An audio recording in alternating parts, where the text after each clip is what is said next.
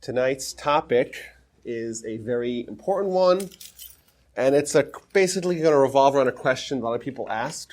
We've been talking a lot about the Oral Torah and what it's comprised of, how it was assembled, why it was assembled, we're going to talk about as well. And last week, for example, we spoke about 9 different reasons why the Oral Torah was oral and not written down. Previous week, we spoke about what the Oral Torah is comprised of, what's it made out of, what the interrelationship between written Torah and Oral Torah is. And tonight's topic is the question of we have a gap. We have a gap between when Moses gave us the Torah, both written and oral, till when the Oral Torah was finally committed to paper, was written down in its final format. And then we have this 1,500-year gap where the transmission of the entire body of Oral Torah had to be done orally, had to be done without any formalized writing down of this information. Now, the Oral Torah is an enormous body of information, so much so that the Mishnah comprises 63 books. The Talmud comprises 39 or 37, depends on how you count. Maimonides, in his Halacha, comprises 14 books. In the newest edition of the Halacha of the Tur, we have 22 books. There's an enormous amount of information, and we claim that the same Torah that we have today that is in our Oral Torah, which is written down now, is the same Torah, Oral Torah, that the Almighty gave Moses at Mount Sinai. Moses gave the Jewish people. So the question that we want to ask is what was the process of transmitting of the Oral Torah from the times of Moses until the time it was written down? And people commonly ask, like, Rabbi, did you ever play the broken telephone game? So you play broken telephone, and you have a simple message, you transmit it orally, right? And it goes around the room, and from one thing, you say, green ice cream, and before you know it, you have some entirely different message. So the question is, how does the Oral Torah not follow that same logic? We have information. Moshe is giving the Jewish people. He is transmitting the information. They hear it. They give it over to the next generation. And before you know it, it's an entirely different message. That's the question. And of course, we have other examples of this idea. We have stories that get embellished, over history, lore and tradition and folklore and legends and these things. They start off as something and then they develop into something entirely different. Who's to say that the Oral Torah that we have today is the same Oral Torah that the Almighty gave Moshe at Mount Sinai? Now, importantly, if the Oral Torah that we have today is not the same, we have a lot of problems. Because remember, it's one of the principles of our faith. One of the 13 principles of our faith is that the Torah that we have today is the same Torah that the Almighty gave Moses at Mount Sinai. Same written Torah, same oral Torah, no differences, no discrepancies. So that's a principle of our faith. Is this something that we're relying on faith alone? Is this something that it's this dogmatic policy that we just accept with no questions asked? This is the way it is, this is the way it was, even though maybe it's a little bit illogical to assume that this could be done so perfectly for such a long time. So that's the question. So I want to kind of address this from multiple different angles, because I believe that when we analyze the issue critically, we'll actually find that not only was it possible for it to have been preserved in its accuracy for so long, but indeed it was likely. And indeed, the odds of it going awry, the odds of it going in different directions than the way it was intended are more unreasonable than it being preserved accurately. Okay, so let's start from the bottom up.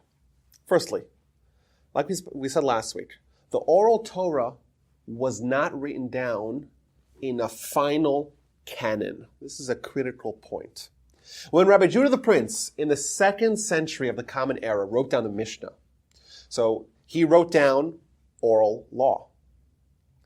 But that was not the first time the oral law was committed to paper. The innovation of Rabbi Judah the Prince was not to write down oral law, rather to write down a finalized, codified, canonized, final version of Mishnah, of Jewish law. Indeed, in every preceding generation, starting from Moses, everyone took notes. And everyone used the notes and shared the notes and copied the notes and perfected the notes. And there was notes everywhere. Every leader, every teacher, every scholar, every parent, everyone kept notes for themselves. Oral Torah was everywhere in written form. The only thing that it was not was in a finalized version. So, in fact, Maimonides describes how Rabbi Judah the Prince would actually collect a lot of these existing works and perfect and assume uniformity with all the existing written documentations and oral traditions. So that's the first thing. So kind of the question's a little bit mitigated when we actually realize that the Oral Torah, indeed, maybe it wasn't finalized in a finalized version, but it was still written down in some form or another. It wasn't just entirely oral. Point number 2 is that it's really not so long. So 1,500 years sounds like a lot of time, but if you actually look at the generations, if you look from Moses to Joshua, right, generation of generation, the actual list of generations is only 30. So it's almost as if you have to find a way to get 30 leaders of people to not make mistakes in transmission. So means we think about it in terms of hundreds of years and who knows, maybe there's thousands of people. Really, Maimonides delineates 30, I think it's 31 people that the transmission of Torah flowed through them. And these are people of tremendous genius, tremendous dedication to cause, tremendous commitment to the Jewish people and the preservation of Torah. And if you think about it in those terms, it's not so long, it's not so many people, and if you have people dedicated to get it right, you'll find a way. So much so, like if I told the people in the room, we'll play a game of broken telephone, but the goal is not to say the message as quickly and as slurred as possible, rather to say clearly and coherently, me to you and you to them, right? And it's important. And if we don't get it right, someone gets shot. Imagine if I said that. I'm going to say a message to Allison, and we'll go around the room. But if we don't get it perfectly, then one of us is going to be shot. Theoretically, right? Just play along with me. Do you think that we could get it accurately? I think so, right? What if there was 100 people in the room? And if it's a message of 5 words, 100 people in the room, or else one of us gets shot. Yeah, like it's not so hard. We kind of assume that the transmission was harried. Yeah, you have to give over some sort of message. Let's make sure we're not going to make any mistakes. But the Torah is the lifeblood of the Jewish people. If we get disassociated from Torah, we're disassociated from our destiny, from our mission, from our heritage. There was a rabbi who lives in Israel who spent a lot of time trying to researching this thing, and he took a bunch of kids, 30 kids, and he promised each one of them that if they have a message that they pass around accurately, he'll give each one of them $50. And you know what? Lo and behold, the magic worked. He was able to buck the trend of the broken telephone rule, right? Because if every kid is committed to know that they have to get their message right, and it's transmitted in a way that the transmitter and the receptor is committed to understanding it, well, it'll work. So the comparison is not a very good comparison. But I want to kind of go through a little bit of how this was done. We think about this. We have, of course, there's the leaders, but what about the people? How was Oral Torah taught? Written Torah, it's simple. When you're bar mitzvah, when you're in first grade, you get a book, written Torah, and you have it, and it's yours, and you're good to go. What about Oral Torah? How was that taught? How did Moshe teach the Oral Torah to the Jewish people? So the Talmud tells us in the book of Eruvin, this is on page 54, and ask the question. The rabbis asked, how did Moshe teach the Oral Torah? Moshe got it from God. Moshe is a prophet with direct communication from God. He studied it from God, and then Aaron came in, and Moshe taught it to Aaron. So, any given law, Moshe, like for example, the law that the Rambam gives when he describes this is the law of a sukkah. We know he's supposed to sit in a sukkah. But what does a sukkah look like? What's it comprised of? How many walls does it need to have? How tall? How small? Right? What is the schach made out of? All those critical questions are all part of the Oral Torah. The Almighty teaches it to Moshe. Right? Moshe memorizes it. Aaron, who is the next in line, the vice leader of the Jewish people, he comes into the room and Moshe teaches it to him, all the details. When he finishes teaching, Aaron sits to his right, and then the sons of Aaron come in. The sons of Aaron come in, and Moshe teaches it again. So now, Moshe teaches it once just to Aaron, and then once again to Aaron, who's sitting on his right, and Aaron's kids, who are sitting to his left. And then a third time, Moshe teaches to the elders of the people. And lastly, Moshe teaches it a fourth time to the entire assembly of the Jewish people. Thus, Moshe taught it 4 times, once just to Aaron, and then once to Aaron's kids, and once to the leaders of the people, and then once finally to everyone. And then Moshe left, and then Aaron taught to everyone, and then Aaron left, and then Aaron's kids taught to everyone. And then Aaron's kids left, and then the elders taught it to everyone. So in essence, everyone ended up hearing it a minimum of 4 times. That was the process. What happened once they finished a given law? So the Rambam continues here. Afterwards, even though they finished studying it, right? If they had the official 4 times, everyone studied a minimum of 4 times, they would study amongst each other. In essence, the experience at Sinai was very similar to the experience of like studying for your exams. Everyone sits together, so you maybe have someone who's going to lead the study, and then you learn from different personalities. Everyone has their kind of the right flavor. But afterwards, everyone gets together and asks each other questions and further clarifies and analyzes and reviews again and again. And that would be the process that was employed by every single mitzvah. Moshe learns it from God. He teaches it to Aaron. He teaches to Aaron's kids, to the elders, finally to everyone. Aaron teaches, and so on and so forth. Okay, so that's how Moshe taught the Torah to the Jewish people.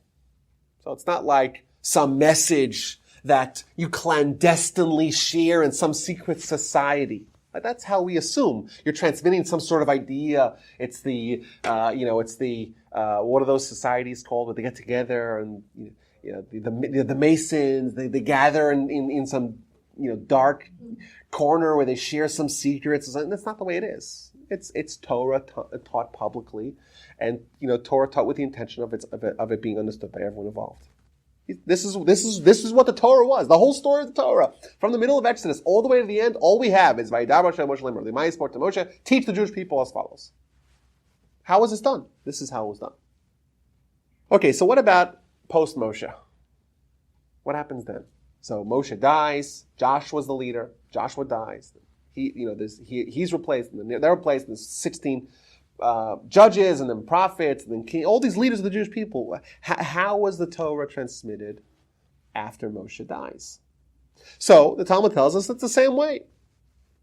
There were teachers and there were students, and every teacher had to teach a minimum of 4 times. And by the way, if you look at any standard edition of the Talmud, you'll notice the top lines that correspond to Rashi and Tosfos. There's always 4 lines, always in every page. The books, like if you look at every 2 pages of Talmud is set up differently, but the top is always the same. There's always 4 lines, and that's a remembrance that we have to. If you want to study anything, you have to do it a minimum of 4 times. In fact, I saw today while researching this that the Maharsha says something very interesting. He says the first 3 times you study anything, that is in the realm of Shelo Lishma. That is when you study Torah, not for its sake. You study because you want people to think you're cool, people to think you're wise, people to think you're dedicated, all the different reasons in the world besides for the study of Torah itself. The 4th time you study, that's Lishma. I don't know where he gets it from. It's an interesting idea, that this idea of studying it 4 times, it's been established all the way since Moses, and it's still relevant to us today. You want to do anything, you want to remember something, you study it 4 times. 4 times, then you have a chance of the Maharsha, one of the commentaries in the back of the Talmud. Okay, so that's, the Talmud tells us that even in modern times, anytime you teach, you have to repeat it a minimum of 4 times. Now, what if you teach someone, you teach them 4 times, and then they don't get it? What then? So the Talmud goes on to say, if the guy doesn't get it, you have to keep on teaching them until they understand it.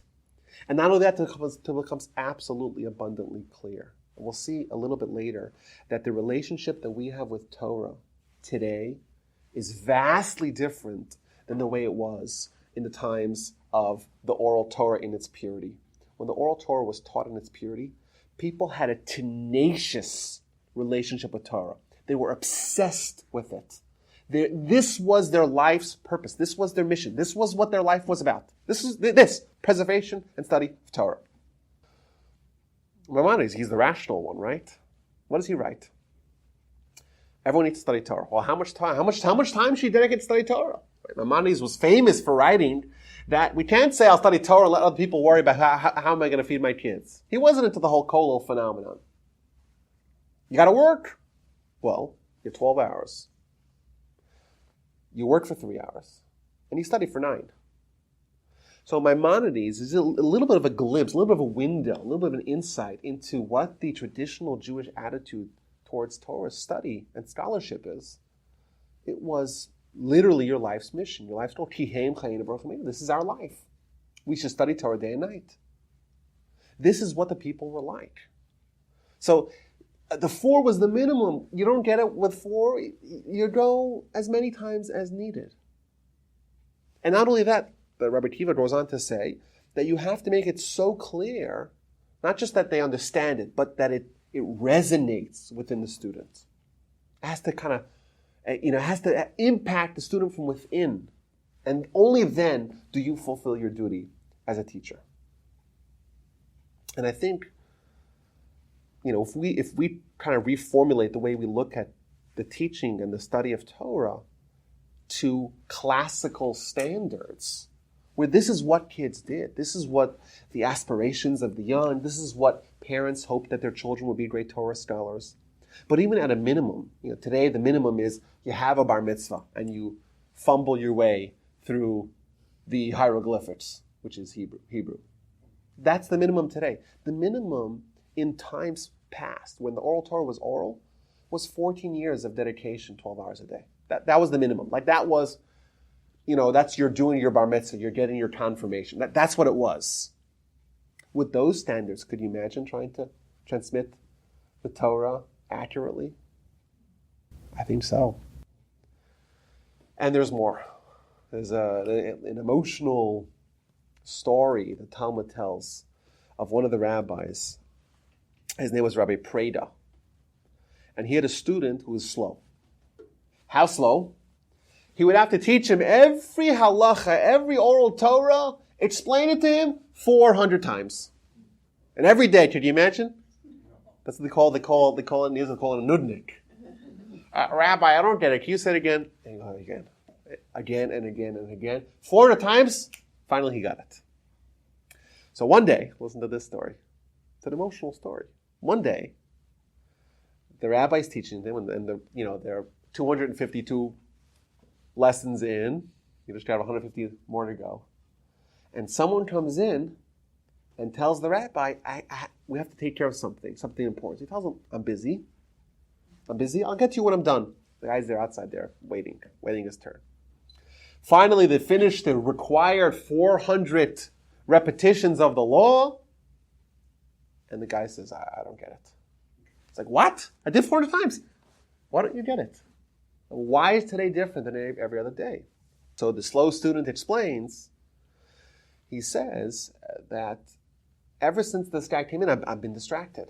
Because he's there, he's pacing, he's waiting for you to finish. I'm worried, are you going to leave? Are you going to bounce out in the middle? I was so worried, I couldn't even concentrate. So the teacher tells him, okay, we're going to do this all over again. And I'm assuring you that I'm not leaving before we do this another 400 times. And indeed, that's what they did. They sat there another 400 times. 800, can you imagine 800 times teaching the same thing to a student? I can't either, right? Of course not, But that's what he did, 800 times. And finally, after 800 times, he got it. And you know what happened after he got it? The Talmud tells a tremendous... After they finished, there was a bat kol. A bat kol is a minor level of prophecy. And the bat kol announces is that, Rabbi Preda, because of your commitment to teaching the slow student 800 times, I'll give you two options. Either you merit to live for 400 years, you'll live a really long time, or you will assure that everyone in your generation will have a portion of the world to come. So he opted for the latter, and the Almighty said, you opted for the latter, I'll give you both. Because you were dedicated to other people, you'll get both. So this story is told right after we're told about the dedication that Moshe, the 4 times that Moshe had, and then the unlimited amount of times that all Jewish teachers are tasked with teaching from thenceforth. I think in light of these standards, what does it say, about the student? Can you imagine the student? The student, his life is getting the Torah study. It doesn't matter if it takes him. Can you imagine? Hundreds of times. After 300 times, I would give up. Anyway, who wouldn't give up? Right? But if this is all you cared about in life, to get clarity in Torah and oral Torah, well, then it doesn't matter how many times it takes. You're committed. That's from the teacher, from the student side. From the teacher side, you know that your responsibility in life as a teacher of Torah and the Jewish people is to ensure that you teach your students, as many students, as well as you possibly can. The student is there, you don't stop teaching. I did my due. The bell rung. Time's up, right? I put in my 9 to 5. No, it's not a 9 to 5. You're not trying to fulfill your obligation. You are committed to a national mission of teaching Torah. If that's what your life is about, then you'll do it 400 times, you'll do it 800 times. But I think when we recognize what things were like, what the standards were, what were just the basic mores, what the basic attitudes that those generations had towards Torah study, it makes it a little bit more palatable, a little bit more feasible that all of oral Torah can be conveyed without any mistakes, or at least any mistakes in the central transmission. Is it possible that one guy taught his kids something wrong? Of course. But one guy making a mistake off to the side, so to speak, of the central transmission of Torah, that doesn't affect the Torah itself. Well, what about us? Are we obligated to know Torah as well? How many of us can name the 54 sections of the Torah? Just the names. Or how many of the books of Talmud, just the names of the books of Talmud, can we name by heart? As a nation, and maybe this is partly due, I would say likely it's due, because now we have a crutch, because all Torah is written down. So it's not as life or death whether or not we ensure that the Jewish nation will continue. Because remember, if oral Torah ceases, our nation is done. We're over. That's it. It's over. It was nice. It was a nice experiment, and we failed. But now we have a crutch. We can fall back. The oral Torah is written down and won't be forgotten. But that kind of makes us a little bit more lax. Maybe we could add this to last week's discussion. That maybe is a 10th reason why the oral Torah has to be oral, because that puts the onus on the nation to be dedicated to Torah, because the stakes are so high. And if it's written down, well, we could let someone else take care of it, or worse comes to worse, we still have a backup plan of the oral Torah. Well, the Talmud says like this. Talmud says, this is a standard, just picking of what the standards ought to be. Famous Gemara, famous Talmud in Kiddushin that says that we have to study Torah, that it should be so on our fingertips, we should never even have to hesitate. Any question? Anyone ask me all of Torah? You shouldn't say, I think it's okay. No, right away, give an answer. We should be as assured in our Torah as we are that our sister is our sister. Right? The verse says in Proverbs, you should say to wisdom, you are my sister. We should be as closely connected to Torah as we are with the fact that this is my sister. You don't have to is she my sister? Let me check her ID. We don't do that, right? This is you. Additionally, the verse tells us, this is once again from the Talmud there, we should bind them onto our fingertips and write them on our hearts. That's what the relationship we're supposed to have with Torah. If we have that kind of relationship, or if we even fathom what that dedication relationship is like, the question really falls away. Of course the Oral Torah will be transmitted accurately. This is the mission of the Jewish people. We'll make sure it happens. Now, how successful were they? What do we know? Is there any kind of timestamp in history that we could stop and say, okay, let's look, 500-600 years after Moses, what was the nation like? So the Talmud gives us such a snapshot. This is in the middle, or towards the end of the first temple era. There was a righteous king of Judah. His name was Chistiyahu. And he took a sword, and he placed the sword at the entrance of the study hall. And he says, whoever's not studying will be stabbed. Can you imagine they made a law like that? Capital offense. If you're negligent, if you take time off from Torah study, you get executed. Now, the question maybe can be asked, was this a little bit metaphorical? Was it some sort of, proverbial sword or not? That's a good question. But either way, the idea is clear. To them, they viewed Oral Torah's transmission as an existential responsibility of the Jewish people that was so important that there was no room for mistakes. And every child and every man and every woman, everyone had to know all of Oral Torah. And indeed, they made a census. And they looked from Dan to Beersheba, from one end of Israel to the other end of Israel, and they did not find a single Amma Arts, a single non-Torah scholar. Not even one. They tried to find the guy. They couldn't find him. Additionally, they went from Givas and Antiphras, this is other ends of Israel, and they did not find not a young child, not a young female child, not a man, not a woman that was not bucky, that was not absolutely clear in the laws, the very complex laws of purity and impurity. Remember, in those times, the laws of purity and impurity were very relevant. If you were pure, you could go to the temple, you could eat certain holy foods. If you were impure, you had to avoid contact with other people. Those laws were very relevant. They could not find a single kid who didn't know those laws in down to their last minute detail. So indeed, we have this snapshot in history that indeed it works. And I think that last point leads us into our next point. We assume, erroneously, but we assume that the Oral Torah was transmitted as ideas. Ideals, lots and lots and lots of ideas. 63 books worth of ideas. That's a mistake. Oral Torah was the way of life of Jews. That's what it was. How do you know how to put on a shirt? Did you read it in some book? No, when you were 2 or 3, your mom put your shirt on, and then eventually you learned how to do it yourself. Did you ever read how to cut your nails? I don't ever read in a book. How do we all know? How come there's uniformity across the world about how to cut your nails? But it's not like someone said, okay, Howard, there's this idea of cutting nails. This is how you do it. It's all theoretical. It's not theoretical. The Torah is very practical. And every element of Torah was very practical.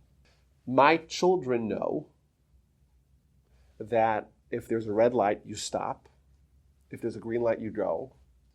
And then if there's a yellow light, it depends. If mommy's driving, you slow down, right? And daddy's driving, you make sure you make it, right? My kids know that. They call me out if I miss it. If I say, I turned red on the way. How do they know? Did they read in some book? How do they know? Did anyone here read in a book? Did you ever have to have some sort of consultation with some official documentation from the state or from the county that says this is the official rules? No. This is the way of life. This is what we've been living. Every day we do this countless times. Jewish law is not some sort of ancient, archaic, and arcane and esoteric ideals that are only practiced by some people at some times. This was the practice of the Jewish people throughout their lives. This is how they lived. And even today, if you ask my kids, they never read in this book, what do tefillin look like? Remember, this doesn't appear anywhere in the written Torah. We mentioned that already last week. What does it look like? They see it. You bring them to shul once, everyone's wearing tefillin, it's black boxes, different compartments. My kids, sometimes they, give it a kid, give a kiss. The kiss my tzitzis, right? I have tzitzis. They know what tzitzis is. Well, where does it say what tzitzis is? It's not in the written Torah, it's in the oral Torah. So oral Torah is more about teaching. It's less about teaching, it's more about a behavior, a way of life of a nation for generations. And that doesn't need to be taught formally, formally. It's a way of life. Like I said, it's observational. Kids in the time of Chistiyahu, right, they knew the laws of purity and impurity. Why? Did they read it in some book? No, it wasn't written in a book.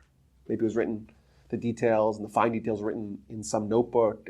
Right? But it wasn't a book that they read. Maybe they were taught. They were taught as kids. But also they observed. They saw their parents. If the parents went to a funeral, right, they behaved as someone who was a tamei mace, and therefore they didn't go to the temple, they needed certain sacrifices, they had to go the purification process, they had to go get the red heifer. Like, they behaved like that. This was common knowledge. Everyone did that. It's like kids learn how to ride a bike. That's what they do. They want to ride the bike, they ride their bike. They're good to go. So we have a little bit of this today. Kids who grew up in a Torah observant family, they know all the laws of Shabbat before they ever even go to yeshiva. How? Laws of Shabbat is so complex. How do they know it? Because they behave it. And from a very early age, the parents show them, and they see their parents. And someone once asked Rabbi Jacob Kamenetsky, one of the great America, who's actually my namesake, Yaakov Kamenetsky, my great uncle of mine. So someone once asked him, how do you teach your kids to make blessings? Blessings, such a central part of Jewish life. You got to make 100 blessings every day. Well, how do you teach your kids to do blessings? She says, I don't know. I never taught my kids to do blessings. I just did blessings and they copied me. But that's the primary method of transmission of oral Torah was not done in the classroom. It was in the house. Every Jewish home from the very earliest age. Kids know. And even today, kids know that there's a Talmud. My 8-year-old son, anytime I'm with any students of mine or in a Shabbos meal, and someone says, oh, there's a Gemara in, Bechoros that says this, he's like, I'm going to go get it. He went to my office, finds the Gemara, and brings it to me. So he knows, he grows up with the knowledge. He can't read a page of Talmud yet, but he grows up with the knowledge that there is this collection of books called the Talmud, and he knows how to read the names of the Talmud, and your father is so excited when you bring it to him, and we open it, we read it, and it's wisdom from Moses at Sinai. That's oral Torah. Because oral Torah is not ideas, it's behavior. And if it's behavior, it's so much easier to remember it. We all know what the 4 species that we take on Sukkot is. It's not in the written Torah. Written Torah says you take a really nice fruit. What is that, a pomegranate? Is it a lemon? Is it a beautiful apple? Everyone knows it's an etrog. How do the kids know? Well, when they were 3 years old, and they went to preschool and nursery or whatever, the day before Sukkot, they all came home with an esrog, and had pictures of esrogs, and they saw their dad had an esrog, and dad said, don't touch it because you want to pull off the top. So they know you're supposed to pull off the top. Kids know all the laws. How do they know the laws? They didn't go to school. A Jewish life breeds knowledge of the oral Torah. You live a Jewish life, your kids will know the vast majority of oral Torah. We have a hard time because the more distant we are from a Jewish way of living, the more distant we are from the Torah that's involved with the Jewish way of living. And that's compounded in our world, where we don't have a temple, we don't have sacrifices, we don't have the agricultural laws of Israel, and therefore it becomes so much harder. I had a question this year. Listen to this question. In Israel, in the 19th century, there was an innovation. And the innovation was called heter mechira. This solved a lot of problems and created even more problems. What problem did it solve? The problem it solved was that there's a law of Shemitah, and the Shemitah says you can't do work for every 7th year. And then people said, I'm not doing it, or people said, we'll starve. So they made a new innovation called heter mechira. Heter means a permission to sell. What they would do is they would sell fields to non-Jews, And a non-Jew is not obligated with the laws of Shemitah. So, workaround, right? Loophole. That's why we're the best accountants in the world. Right? The non-Jew is not obligated by the laws of Shemitah. So, he'll be the official owner. And thus, we could kind of operate the field, and we could have food, and he'll give us a kickback, and we'll make sure it works out. We'll buy it back after Shemitah. So that was developed in the late 19th century in Israel. When times got better, the rabbis and leaders of the community in Israel said, yeah, maybe at a time where things weren't as developed and the community wasn't as strong, that was an okay loophole to follow. But in modern times, where it's so much easier to either import produce from outside of Israel or to find other workarounds, we shouldn't rely on it. Fine, but some people still do. So today last year was Shemitah, and there are some fields, some lands, some farmers in Israel that still rely on this heter mechira. But the vast majority of Torah observant Jews would refrain from consuming any heter mechira produce. Fast forward to 2016 in Belden's. So Belden's is the local grocery store, and I'm shopping, and I go for Israeli sunflower seeds. And I've been buying Israeli sunflower seeds in Belden's for years. And I grab the bag, and it's the same bag it's always been. I put it in my cart, I buy it, I go home, it's Shabbos, we're enjoying Shabbos with the family. I call my kids, get me the sunflower seeds. Get me sunflower seeds, we open up, we're all consuming, it's delicious and wonderful. And then I notice, on the package, it says big letters, heter mechira. It's the same exact package, but on the bottom it says heter mechira. What does that mean? Heter mechira, which means that this produce was produce that was worked upon, the field was worked upon on Shemitah, but they sold it to a non-Jew, that's their workaround, and it's a loophole that people don't rely on anymore. So I have a bag full of sesame seeds, full of sunflower seeds. I'm halfway eating it. What do I do? This is a real Shemitah question. So the problem is you cannot consume it, but you cannot throw it out. You're really in a pickle. It's food that has the status of Shemitah, but you can't eat it. So you can't throw it out because it has the status of Shemitah. It's a complicated question.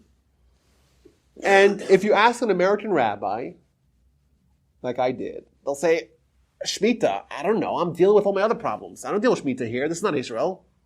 In Israel, during the Shemitah year, it's Shemitah 24/7.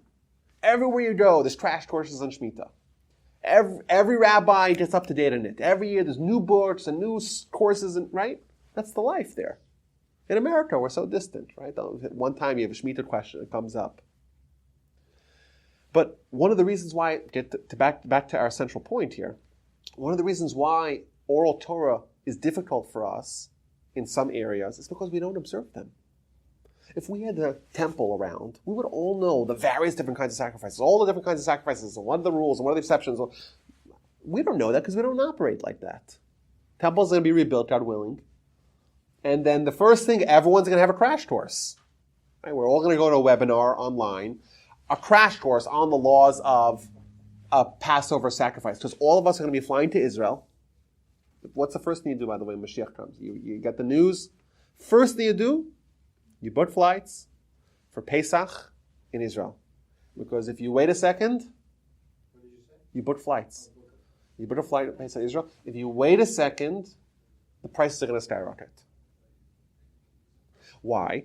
Because there's an obligation of every Jew who's able to go to Israel on Passover when the temple's rebuilt and partake in the festivities and in the consumption of the Passover sacrifice. First thing you do is book a flight. Next thing you do is find a webinar. Because I'm telling you, there's going to be YouTube channels dedicated towards all the various details of different sacrifices. That's what's going to happen. And suddenly be so relevant to us. Suddenly our life will say, I got to get to know all these laws. Then you know what? Very quickly, we'll pick up where we left off. Because that's the way it is. You adopt you have a new job, or you have a new, you have a new job, right? So the first time you get there, it's kind of how do you drive here? Where do you park, right? And then once you've been working there for a week, like you do it in your sleep, right? You know exactly where to park, you know exactly when to go, you know exactly, right? What are the shortcuts and workarounds? When we behave with Torah law, we know Torah law with all the details written and oral together. And the more we observe, the more we'll just learn by, so to speak, by attrition, by just exposure to a Jewish way of life, teaches us about a Jewish way of life, i.e., otherwise known as the Oral Torah. Thus, the question of how the Oral Torah was transmitted accurately for so long,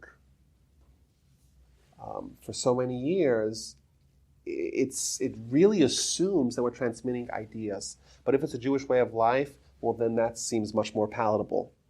But not only that, we have an accounting of 1,500 years from Moses till the Mishnah was written down, and then continuing on till the Talmud was written down, wherein we don't find any records of mistakes or misunderstandings in the Oral Torah. We do find a little bit.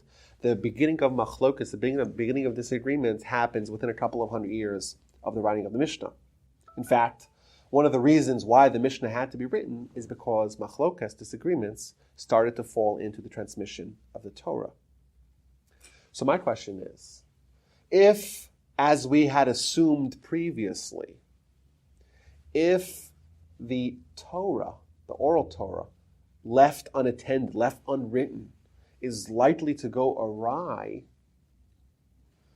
well, how come we don't have accountings of all these disagreements? Like Moses and Joshua and Samuel and David and Saul and Solomon. We don't have it.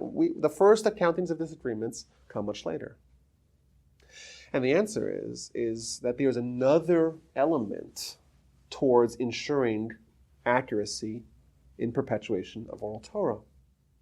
We have, on top of just the methods of instructions, like we outlined previously, we also have safety measures to ensure that if mistakes do happen, they're quickly rectified. We nip them in the bud. So, for example, prophecy is existing within the Jewish people all the way up to the beginning of the Second Temple era. If you have any problem, any misunderstanding, two rabbis go different ways in opinion. You have an argument. What do? Well, you can go to the prophet. Prophet has a direct communication line with God.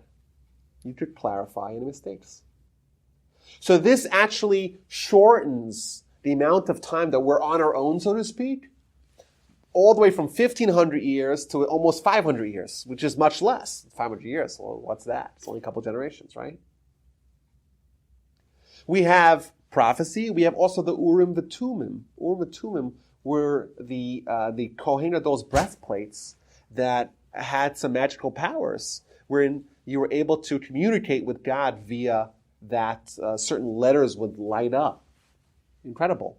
And that was in existence in the first temple, not in the second temple.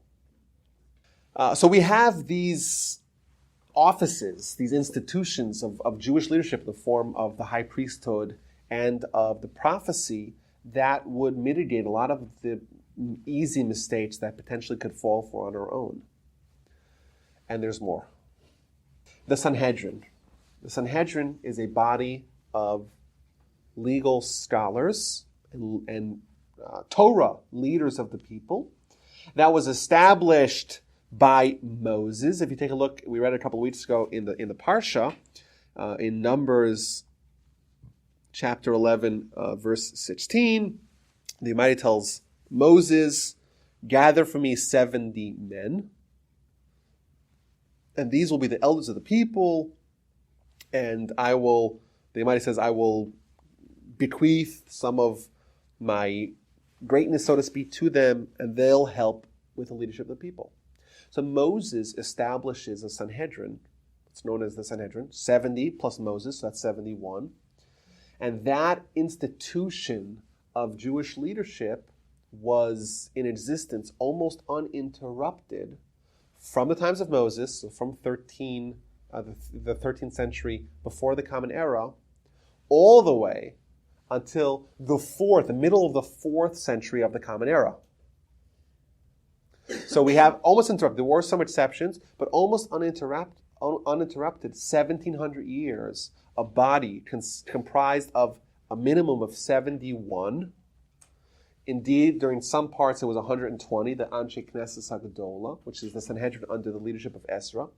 But even later on, there was 71 scholars, legal scholars, whose sole responsibility, not sole, but primary responsibility was to mediate disagreements in oral Torah transmission. Not only that, so it's 71 scholars plus a bench, a bullpen of 69 backup scholars. So it's essentially the 140 greatest scholars of the people were congregated in Jerusalem, which is by the temple, in the epicenter of Jewish life, and their primary goal was ensuring the continuity of the oral Torah. And in fact, we're told in the book of Deuteronomy, chapter 17, very long, very famous verse, when you have a disagreement, there's a wonderment. Two rabbis, one guy says this, one guy says that. Disagreement between two laws, between two bloods, very complex laws of which blood becomes pure, which becomes impure, between various negas, which is skin illnesses. You have disagreements. You get up and you go to Jerusalem and you come to the priests, to the Levites, to the judges that are around in that time, and you present the question before the Supreme Court.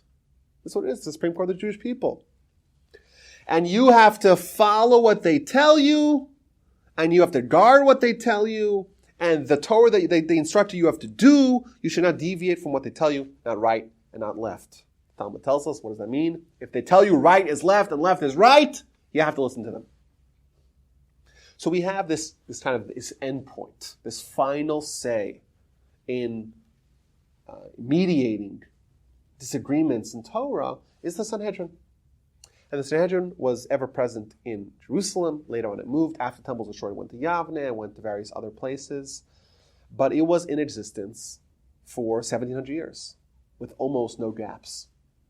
And they were the last stop that you had.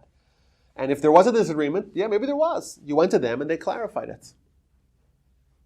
That was the bastion of Torah. That was the well springs of Torah that taught Torah to everyone.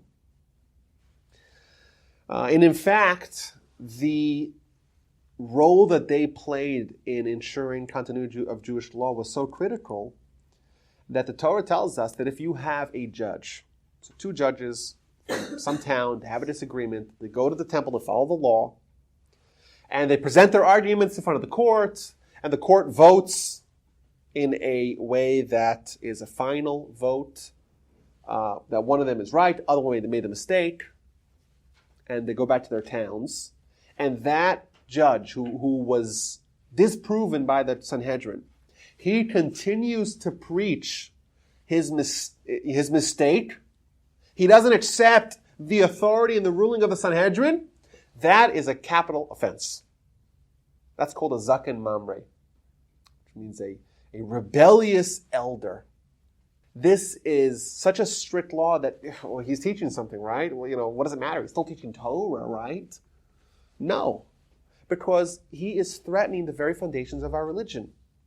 If we start splintering, if you have two religions, where some people are operating one way, other people are operating the other way, what happens to our mission, our destiny? What happens to our nation? And in fact, just to impress this point, the zaken mamre, the rebellious elder, is not executed right away. In Jewish law, in Jewish capital crimes, the halacha is that they have to be executed right away. We don't let people languish on death row for decades. But this is an exception. They wait until the aforementioned holiday, and all the people converge. We all fly in on Passover to Israel, and that's when they execute him. Do you know why? Because everyone has to know that if you question the authority of the Sanhedrin, you're undermining the institution that is ensuring the continuity of the Jewish people.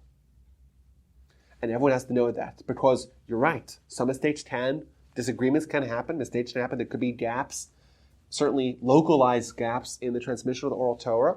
But if we let that fester, if we let that go out of control, we're done as a nation. And the Sanhedrin is the safety measure to ensure that that won't happen. Finally, what happens if a mistake indeed does happen? Let's say the Sanhedrin got it wrong. Now, there's no way for us to know that this ever happened. But let's assume it did. Let's assume the Almighty came and told us in a prophecy that there was a disagreement. We went to the Sanhedrin. The Sanhedrin ruled one way, and they were wrong. What happens then? So I want to talk about this a little bit more in a future class. But the truth is, nothing happens. Do you know why? Because the Almighty gave us a pure, unadulterated Torah. Our mission and our responsibility, the people, the nation, is to perpetuate it as best as we can, as accurately as we can. We have to be committed 100% to ensuring that that happens. But we're not angels. The Torah wasn't given to angels. The Torah was given to us. We're told in the book of Deuteronomy, the Torah is not in the heavens. It's here. This is it. The Torah is ours. It was God's Torah, now it's our Torah. In fact, when you study Torah, you're taking God's Torah and integrating it into your mind. It becomes your Torah. We pray, give us our Torah. Well, it's God's Torah, right? Yeah, it starts off as God's Torah, but it becomes ours. And indeed, this may sound a little radical, but we'll talk about this hopefully in the future. Let's say we know for sure what God thought. Somehow we knew miraculously what God thought. But following the rules of the Sanhedrin, we vote in the opposite way. We overrule God. The responsibility of ensuring the continuity of the Torah is ours. The responsibility and the right. This is the mission of the Jewish people can be simplified as to continue the transmission of the Torah as accurately as we can, but with following all the responsibilities, the demand that we study Torah incessantly and unrelentingly, the assurances of the Sanhedrin, the making sure it's a way of life. A mistake happens, well, the Talmud goes as far as to say that the Almighty is bound by the court of humans. Because that's the way it works. The way it works is that if we do our job and we do it to the best of our ability, even if there is a mistake, that becomes Torah. It's a little bit of a radical idea. We'll try to develop it in a future lecture. But either way, back to our central point, or central question, point of contention. Is it a problem to ask, how is the Torah transmitted accurately, the oral Torah transmitted accurately without any mistakes for 1,500 years? It's a good question. But it's important to not have a simplistic slant to that question.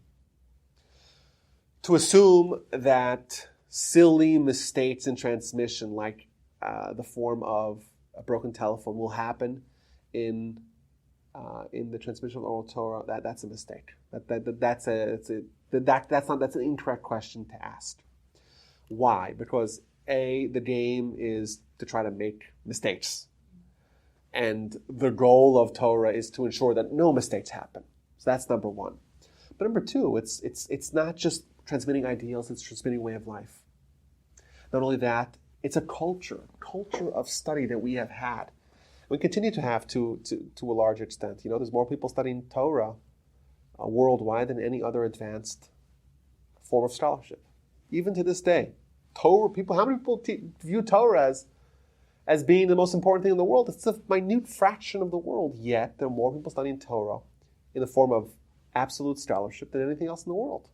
Till this day, as 0.00 whatever it is percentage of the world.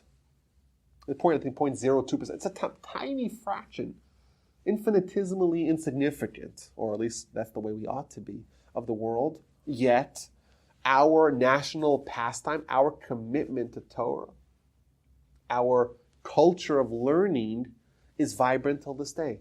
But that was amplified 1,000-fold when the Torah was only oral.